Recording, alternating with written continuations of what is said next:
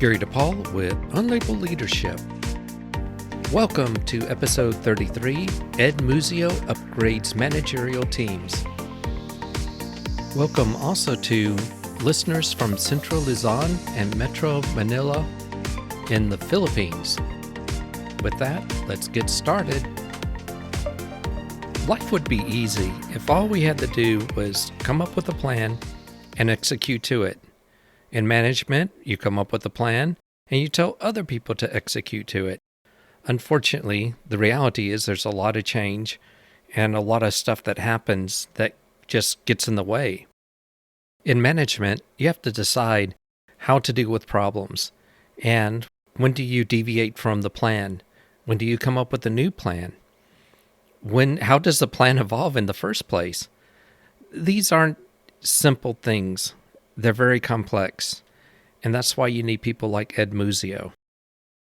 Regardless if your team is at the C-suite or at the front line, he helps people and groups of people learn to adapt and learn to think systemically about problems, about what you're doing, about the big picture. And you really need that if you're going to work at the manager level or the executive level.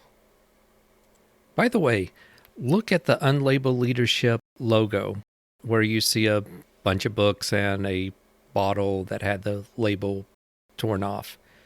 If you look closely, you'll find a book called Iterate, and this is one by Ed Muzio. If you go to the show notes, you'll see that book and a link to it, and his other books that he's written. Oh, and by the way, my book, 9 Practices of 21st Century Leadership, Ed wrote the foreword to it, and I gotta say, he did a great job. And besides writing forewords and books, you should check out his videos. I call him the whiteboard guy, because he's up in front of a whiteboard, and he talks about a concept while writing to that concept. It's amazing, and it's not easy to do. I've tried it, and it takes a lot of practice to be able to do that in front of a camera. Part 1, Circle the Drain, Teach and Learn. Like all leadership principles, they sound easy, but they're a lot harder to do in practice. One of them, for example, collaborate with others, seems pretty straightforward. You set up an environment, you encourage people to collaborate, you listen, and, voila, you're doing it. But it really isn't that easy. Collaboration takes time, and if you're part of a team, sometimes it's just simpler to do stuff and get stuff done. Say, I need this done, and have people go and do it, or ask for help and get help. But it takes energy and effort to do collaboration sessions.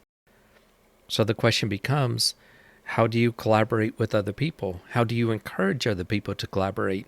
And what's your role in collaboration? Well, Ed shares a story about collaboration, although he doesn't call it that. And this is about limiting how we collaborate with others. Here's Ed. I was a new-ish employee at Intel. Intel was my first job out of college. And so it was kind of my first time in a real full professional environment, beyond internships and things. And I was working with a lady. She became a close friend later on. At that stage, she was more of a mentor, I think. I was doing some work with her. We were doing various projects in the company. And at some point, we came out of a meeting that had kind of gone sideways and hadn't been very functional. And I think she read the frustration in my face. And the thing she said to me, I have never since replicated it with the clarity and effectiveness that she said it. But what she basically said, I'll get as close as I can, is she said, look, Ed, if you're in a meeting like that and you see it circling the drain, that was her phrase. If you see it circling the drain, you have an obligation to intervene and fix it. And it's not because of any objective sort of ethical standard or anything like that. But what I want to tell you is the obligation you have to fix it is to yourself, because if you don't fix it, you can, and you're stuck in the meeting and circling the drain because you didn't fix it. You know better, so do better, kind of a thing. At the time, it was kind of a piece of advice to a very young professional who had some very basic kind of, awareness of, are we going the right direction or not? Imagine, leaping to what I do now, which is I'm working with senior executives to really morph the way the company runs and make it more effective, it's like still the same advice, right? If I'm sitting in an executive staff for a Fortune 500 company and it's going wrong or not going as well as it could, I can either help fix it or I can sit there and suffer. And so I think it's, in a lot of ways, that was the setup for a lot of what became my career, which I couldn't see at the point. And like I say, she became a dear friend later on. So there's a lot more to that story, but it was a meaningful piece of advice that has never left me. The latter part is the nice addition because you want to fix it for yourself. It's gonna because after the meeting is over, this is still gonna affect you. No one around realizes it unless they see some frustration. They don't know if, you need to you have something else on your mind or whatever. You just can't read people's minds. If something is bothering you, if something doesn't seem right, it's going to stay with you by addressing it while it's circling the drain. It seems like a way of nipping it in the bud or keeping it from escalating into something really big or missing an opportunity for the business. I think so. And I think from one view, there's a little bit of a selfish piece, which is, you do it for yourself. But again, if I sort of take that to where kind of my career and my work has gone, I think you just said it very well, Gary, which is really a lot of what I'm doing with teams, including senior teams, is like we all have information to represent and we have to get our stuff on the table because we won't make our best possible decision if we don't do it in light of all the information. And so there's sort of a next level, I think, conclusion there, which is if me or you or anyone is sitting around in a meeting and we're not comfortable with what's going on, whether it's process or whether it's content, if we don't act like we have an obligation to correct that, then we're complicit, right? If you walk out of a meeting and say, I can't believe those people made that decision, and you didn't speak up as one of those people to help influence that, either from a content perspective or a process perspective, then you're complicit in what those people did, and you should say we, because you were in it, right? I think that's the sort of the next level, and I don't think that was rolled into the advice for me as a kid. Knowing her now, I think she was thinking that, and I think that's a really important point. If you're in it, you're in it. You can't be in it and not be part of it. It doesn't work that way. You're an external consultant, and when you go into a business, you're there to do what's best for the business to help them along. And in a way, I think there's an ethical obligation to represent not only the business, but the people in the business. I can see how important this is to be able to address this for that particular reason. Definitely. My favorite situations, and the reason I think I'm in the work I'm in, is because almost always there's a big overlap between what's good for the business and what's good for the people. And I think that's, depending on who you're talking to, you have to lead with one or the other. But the truth is, if we go back to like what I was just saying, you've got this meeting and you're in it and you're feeling uncomfortable and you're not being heard. It's best for the organization if you speak up. It's also best for you. It's actually best for you if you are able to raise your concern, and in the best case scenario, the leadership in the meeting, your concern is heard and you can say, they heard my concern and then they decided the exact thing I don't want. That doesn't feel, as we talk about it, like it would be better, but actually psychologically, it's a lot better to walk out of a meeting and go, they heard me, they went the other way, and I understand why they went the other way, as opposed to walking out of a meeting feeling sort of shut down, cut off, detached, whatever word you want to use, because the system is so dysfunctional, I can't even get my information in there. Or the system doesn't even know what's going on.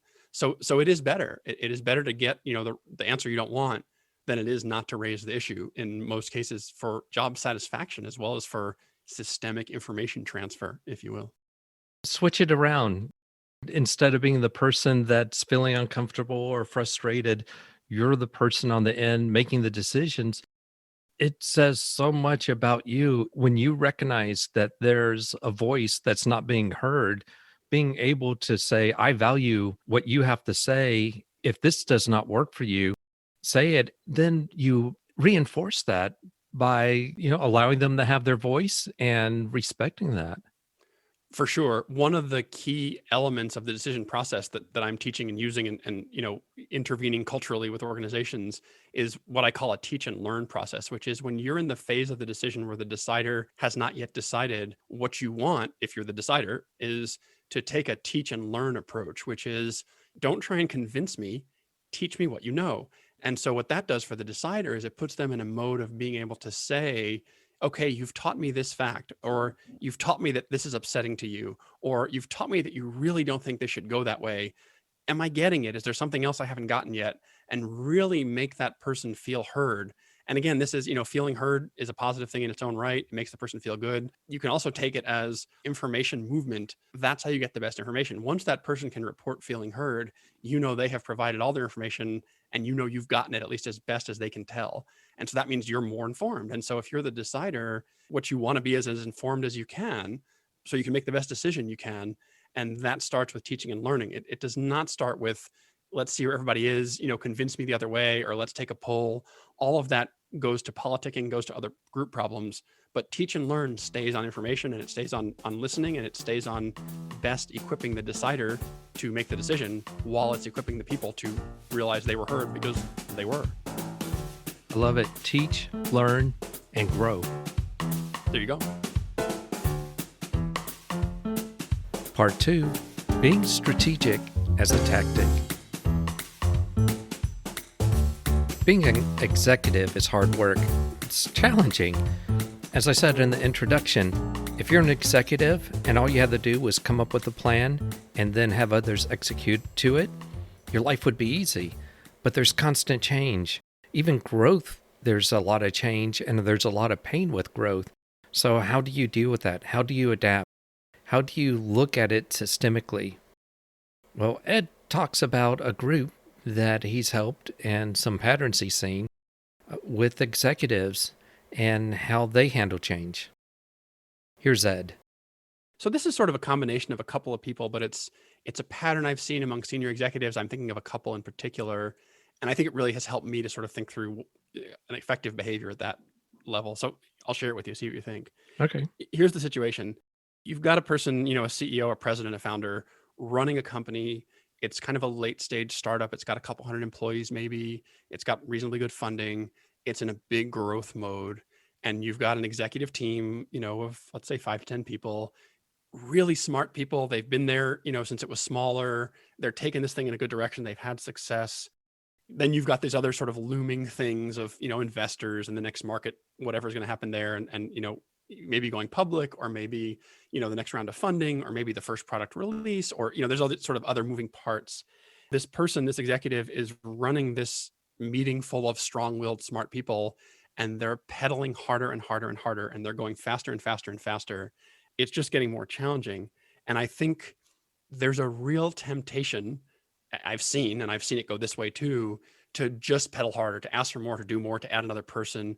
Over the years, these people, and maybe I'm biased because they become my clients, I've seen people in this position really do an effective job of kind of stopping, maybe not with their team, maybe just alone in their personal reflection time, but basically saying, this is a system.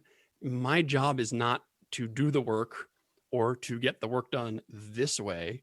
My job is to get the work done, period. And so as the complexity has grown, as things have changed, what does the system need? What they do is they talk to me or someone like me or their own people, but they basically stop and go, I'm going to carve out time, which is almost impossible from the day to day, which is now taking more and more of my hours. And I'm going to ask the question, how do we do this better? What's happened?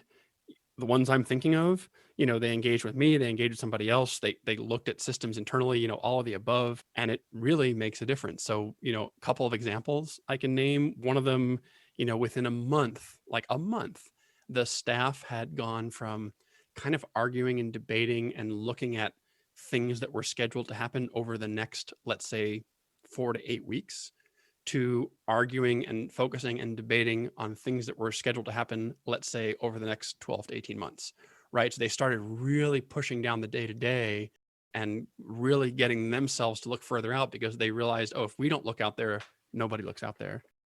Within a few months, the staff had wholesale changed how they were looking at goals and plans and forecasts. A key part of my work is spend your time looking forward and looking at the difference between what you currently expect versus what you previously expected, and what to do about that. And we can talk more about that. The point is, rather than sort of tracking what was done until now, this executive and this team moved into a mode of looking forward to what we see coming and to what extent we expect that to happen the way we thought or hoped or needed it to. And what do we do about that today? All of these are what I would call system upgrades, right? None of that happens by working harder. None of that happens by pushing harder on the people that work for you. None of that happens by adding a team member to pick up some slack. It only happens by the person in charge being open to someone. And by the way, it's never me first. It's always someone on their team first who says, let's look at this. If I'm in there, it's because that person says, talk to this guy, right?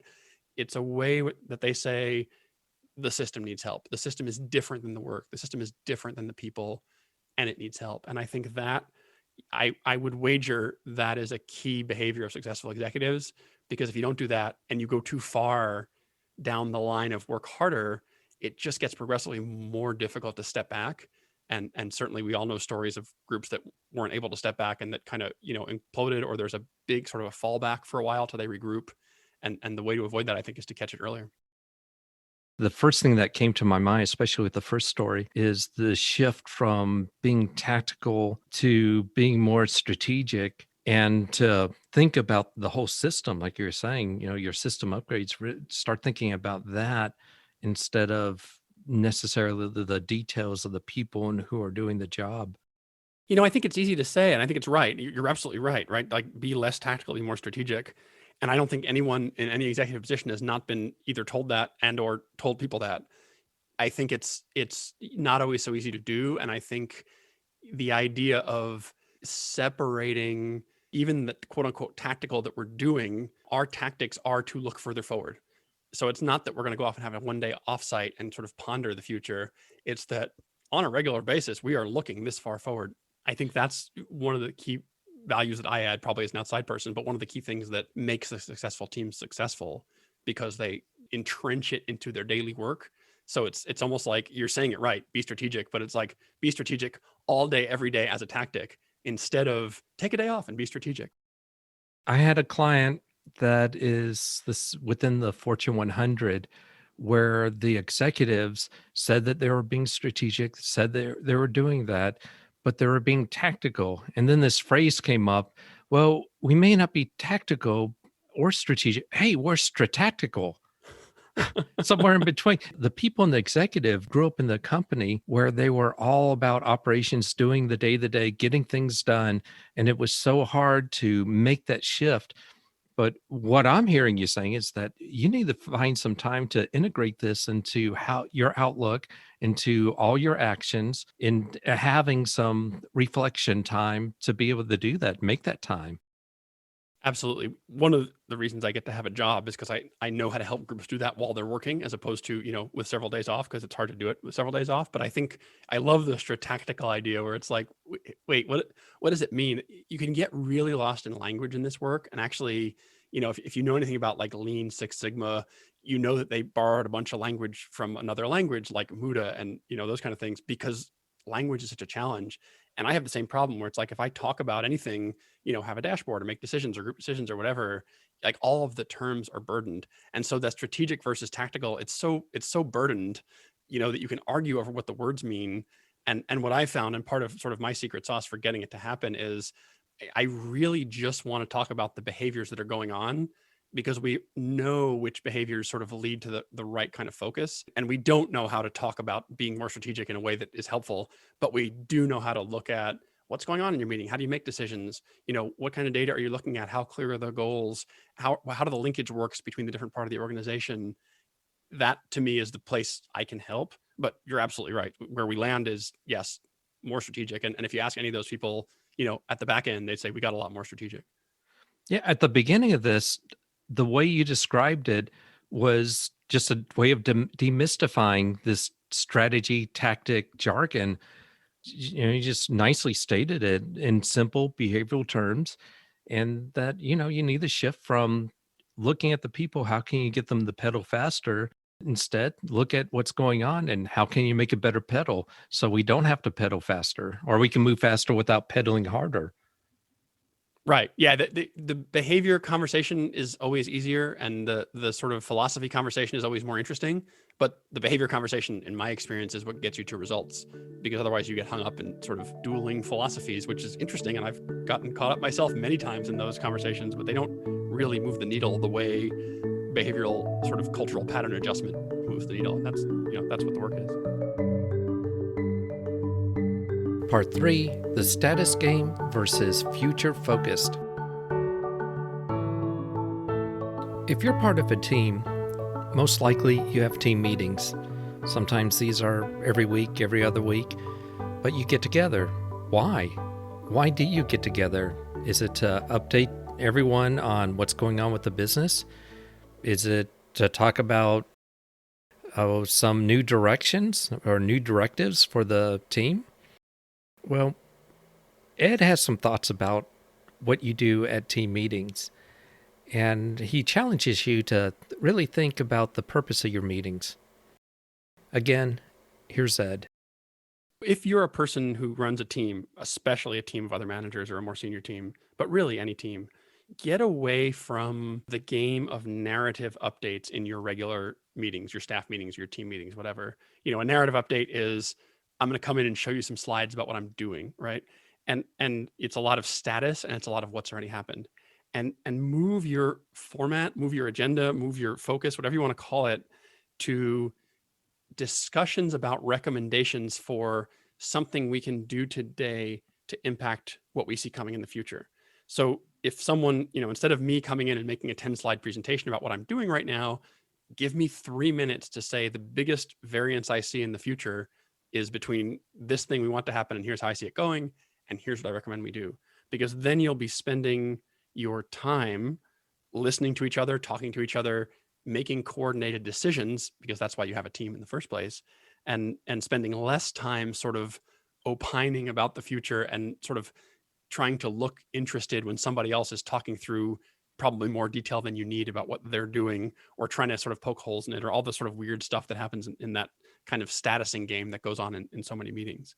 I think related to that, and the only other thing I'll share is it gets easier to do that if the people in the group are using some version of goals and outputs and things that allow them to look forward a little bit and allow them to say, here's the thing I'm trying to do and how I sort of plan for it to go.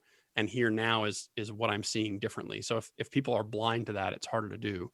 There's a lot of ways you can do that. But I think if you as the team leader or the group leader or the manager or leader require your people to come in with that information, that goes a long way toward them finding ways to do it. In a sense, you're saying job aid or performance support, you're giving them some structure to think not only about what's going on now, but how do you change the future today? What are some things that we should be considering as a group? That's right. And it gets a little deep. And I mean, there's sort of 3 or 4 appendices in my book about sort of different types of work and how you might chart that. And you can go down that rabbit hole and it's worth doing. But I think, the step before that is what you just said, which is to say, all we can really do around here is sit around and make decisions. And so the only decisions that are really of value are decisions we make today to do something differently today or not, based upon the impact we see in the future of that decision. Everything else you're doing, some of it's useful, like learning from the past. That's okay. Like getting to know each other a little better, team building, that's all fine. But if you're not spending a good percentage of your time making those kind of future focused decisions, then you could, from my perspective, you start to ask, well, why do you have that team? Is it just to update each other? That doesn't seem like that great a use of a team. I think that's the highest use of the team is the forward-looking decision. And it seems like this is something that's applicable at multiple levels. For example, a CEO talking to employees, a business unit executive talking to their employees, someone who's a frontline manager talking to the 6 or 7 employees. Absolutely. Yeah. There is a very sort of strong mythology, I would call it, out there, Yeah. that the executive teams need different stuff because they have different challenges. And I suppose that's true in some areas. They certainly have more responsibility to set vision and things like that. But in the work I'm doing, what we need is culture. We need consistent patterns of behavior. Do the executives face different problems? Absolutely. The scope is bigger. What I call the level of abstraction is higher, right? I have 6 people in the room, each of whom controls multi-million dollars and hundreds of people, or at least some of them do, right? I go down to the organization level, 2 levels down, 3 levels down. I'm with a frontline manager and 7 employees, or I'm with, like you said, a middle manager and, controlling a little piece of the division, let's say. But that process of here's how I've mobilized the resources under my control, and here's the direction I'm trying to take and what I'm trying to produce from an output perspective for the broader organization. And here's what I see as how that's going now and how that future result is probably going to differ than what I was trying to do. And here's my recommendation about what we as a team should do in a coordinated method about that. That process works at all of those levels. And that process needs to happen at all those levels so that, the goals come down, the forecasts go up, and every level is kind of cycling between goals and forecasts and saying, okay, what do we need to adjust? What do we need to kick up to the next level? What can we handle here? So that the system is integrated. Consistent patterns of behaviors. That is such a incredible way of saying we can affect our culture by instituting or introducing these types of patterns of behaviors, which is culture itself. So it's a way of that you can influence and manage the culture of your organization and how your people interact. This is pretty deep. We try to be deep where we can, Gary, but seriously, there is so much out there on culture that I think is noisy. But the simple thing that I would say is not only can you impact your culture, you are impacting your culture. You are reteaching yesterday's patterns of behavior today. And so you get to be conscious or not about that. And you get to, choose something different that works better and try that and see if people see it and copy it or not. Or you get to be blithely ignorant and keep doing whatever you've been doing without questioning it. But whatever you choose, you are still propagating a culture. So, my thing is always, well, why not pick one that's good? Propagate that one. My thanks to Ed Muzio. If you'd like to learn more about Ed, go to the show notes. If you'd like to leave a comment or question, go to unlabelleadership.com, click the message icon, and you can leave up to a 1-minute message. Maybe I'll play it on the air. I like to thank those who support the show. It's very helpful for supporting the music, and eventually we want to get to the point where we can add transcripts automatically. But mostly I like to thank you, the listener, for tuning in. Until next time, lead on.